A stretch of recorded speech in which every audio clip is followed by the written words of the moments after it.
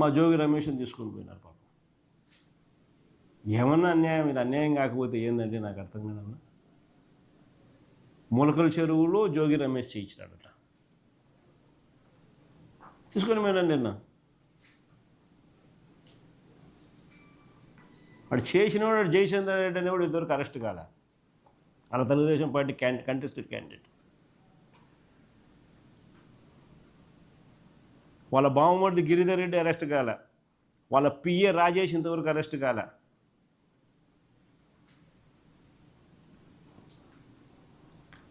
మూలకల చెరువులోనూ వీళ్ళే, ఇబ్రహీంపట్నంలోనూ వీళ్ళే, అనకాపల్లిలోనూ వీళ్ళే, ఆముదాల వలసలోనూ వీళ్ళే. ఇంకా నేను ఇంతకుముందు చెప్పినా చూసినా ఈ పేర్లన్నీ నెల్లూరు దగ్గర నుంచి, ఏలూరు దగ్గర నుంచి, పాలకొల్లు దగ్గర నుంచి, రేపల్ల దగ్గర నుంచి ఇంకంతా ఎవరెవరు చేస్తూ ఉన్నారో మీ అందరికీ కూడా కళ్ళ ముందే కనిపిస్తూ ఉంది.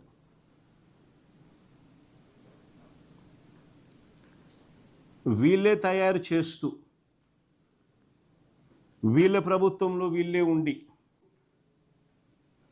వీళ్ళ కల్తీ మద్యాన్ని వీళ్ళ డిస్ట్రిబ్యూషన్ నెట్వర్క్, వీళ్ళ షాపులు, వీళ్ళ బెల్ట్ షాపులు, వీళ్ళ పర్మిట్ రూముల ద్వారా వీళ్ళే అమ్ముతూ, తప్పుడు వాంగ్మూలాలతో అన్నీ వీళ్ళే చేస్తూ, కానీ తప్పుడు వాంగ్మూలాలు, తప్పుడు సాక్ష్యాలు వీళ్ళే క్రియేట్ చేస్తూ, వీళ్ళకున్న అధికార దుర్వినియోగం చేస్తూ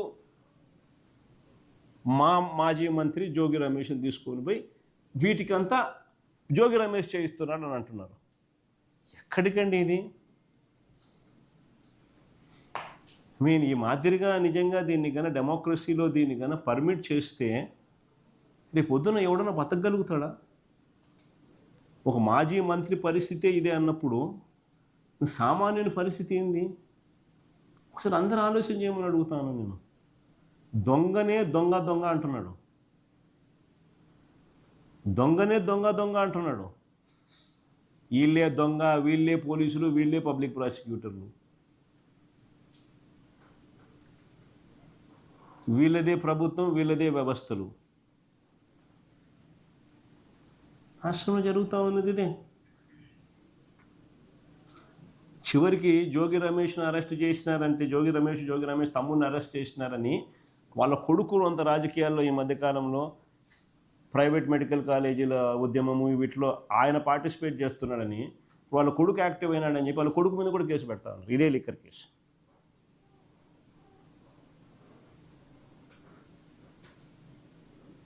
ఆ పిల్లోనికి మొన్న పెళ్ళి అయింది పాపం. ఏదో మీ వయసులో ఉంటాడు పిల్లోడు పాపం, యంగ్స్టర్, ఇంకా 30 ఏళ్ళు రాలా, 25, 26, 27 ఉంటాయి పాపం. ఆ పిల్లోని కూడా దీంట్లో తీసుకొస్తే కార్యక్రమం చేస్తూ ఉన్నారు. కేవలం మన ప్రైవేటీకరణకు వ్యతిరేకంగా ఆ పిల్లోడు వాళ్ళ నాయన ఆప్షన్స్లో ఆ పిల్లోడు కార్యక్రమాలు చేసినాడు,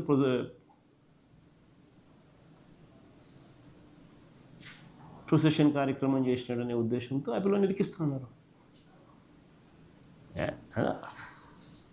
ఈ రెడ్ బుక్ రాజ్యాంగం నిజంగా ఇంకా ఏ స్థాయిలో ఉంది అని అంటే, ఇంకొక ఎగ్జాంపుల్ కూడా చెప్తున్నా. మాచర్లకు చెందిన మా పార్టీ సీనియర్ నాయకుడు 4 సార్లు ఎమ్మెల్యే అయిన పెన్నెల్లి రామకృష్ణారెడ్డి, ఆయనను ఆయన తమ్ముడు వెంకటరామరెడ్డిని, ఆశ్చర్యం ఏంటంటే వీళ్ళ హయాంలో, కేసు వివరాలు చూడండి, వీళ్ళ హయాంలో అంటే చంద్రబాబు నాయుడు ముఖ్యమంత్రిగా ఉన్న వీళ్ళ హయాంలో తెలుగుదేశం పార్టీకి సంబంధించిన వీళ్ళ గ్రూపుల తగాదాల వల్ల వాళ్ళు కొట్లాడుకొని వాళ్ళు చంపుకుంటే ఆ కేసులో ఇరికిచ్చేది మా ఎమ్మెల్యే క్యాండిడేట్ను, మా కంటెస్టెడ్ మాకు ఎమ్మెల్యే క్యాండిడేట్ ఇరికిస్తూ ఉన్నారు. ఇంకా ఆశ్చర్యం ఏమిటో తెలుసా? టీడీపీలో 2 వర్గాల మధ్య శత్రుత్వం వలన ఈ ఘటన జరిగితే ఇదే విషయాన్ని అప్పటి ఎస్పీ అంటే తెలుగుదేశం పార్టీ హయాంలోనే ఈ ఘటన జరిగినప్పుడు, ఘటన జరిగిన రోజు మరుసటి రోజు స్థానిక ఎస్పీ పోయి ఎస్పీ శ్రీనివాసరావు మీడియా సాక్షిగా ఏమన్నాడు ఒకసారి చూడండి మీరే. వద్ద ట్యూబెల్ మీద వెళ్తున్నటువంటి జవిశెట్టి వెంకటేశ్వరరావు అలియాస్ మద్దయ్య మరియు జవిశెట్టి కోటేశ్వరరావును బ్లాక్ స్కార్పియోలో గుద్దడం జరిగింది. ఇందులో చనిపోయిన వారికి కోట చంద్రయ్య గారి కుటుంబానికి ఎటువంటి బంధుత్వం లేదు. మరియు ఇద్దరు కూడా టీడీపీ పార్టీకి చెందిన వారే. దీని గల కారణాలను మరియు నిందితులను పట్టుకోవడానికి ఏర్పడడం జరిగింది. అందరం కూడా దీని విషయంలో ప్రయత్నాలు చేస్తున్నాం. తెలుసా, ఇదే విషయాన్ని అప్పటి ఎస్పీ శ్రీనివాసరావు మీడియా సాక్షిగా చెప్పడమే కాకుండా చంపబడిన వాళ్ళు ఇద్దరు టీడీపీ వాళ్ళేనని ఏకంగా ఆ జిల్లా పోలీసు ఆ ఎస్పీ ట్వీట్ కూడా చేశాడు. దాని ఆయన ట్వీట్ ఇది.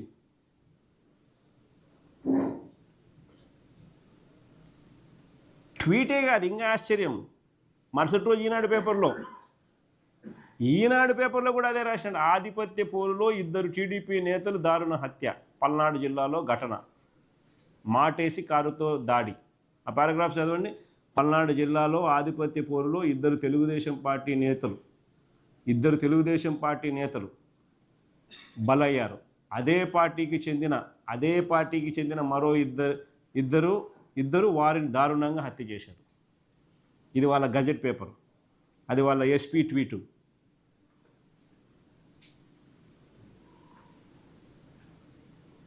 ఈ కేసులో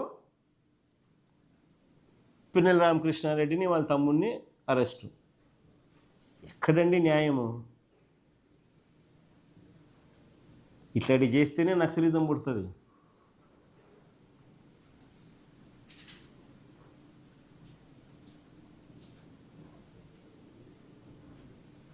ఎక్కడైనా న్యాయం ఉందా, ధర్మం ఉందా, ఏమైనా ఉందా అసలు?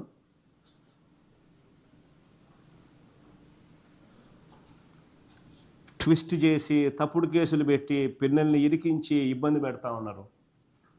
అంతకుముందు కూడా అంతే. అంతకుముందు కూడా ఎన్నికల సమయంలో రిగ్గింగ్ను అడ్డుకున్నందుకు 54 రోజులు జైల్లో పెట్టినారు అంతకుముందు ఇదే పిన్నెల రామకృష్ణారెడ్డిని. చంద్రబాబు నాయుడు గారు ముఖ్యమంత్రి అయిన తర్వాత ఈ 19 నెలల కాలంలో ఏకంగా పిన్నెల రామకృష్ణారెడ్డి మీద పెట్టిన కేసులు ఎన్నో తెలుసా? 16 కేసులు పెట్టారు.